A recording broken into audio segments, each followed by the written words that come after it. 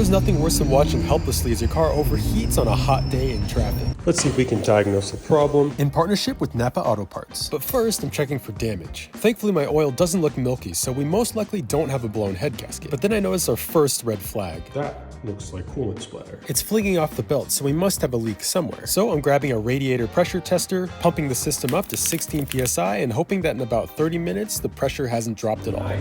So I'm thinking air is trapped somewhere and coolant is blowing by the relief valve in the cap. And as long as our fans, thermostat, and water pump are good, then all we have to do is properly bleed the air out of the system. So I'm cracking the bleeder screw, raising the front end of the car, cranking the heat to max, and starting the car. I can already see air escaping, which is a great sign, and the vents are heating up. When air stops releasing from the valve, I'm closing up the system and letting it idle until the temp gauge starts climbing up again. Then I can turn off the car, release more air through the bleeder, and top off the coolant reservoir when it's not under pressure. And if this doesn't solve our problems, I know Napa's got my back on a full cooling system rebuild.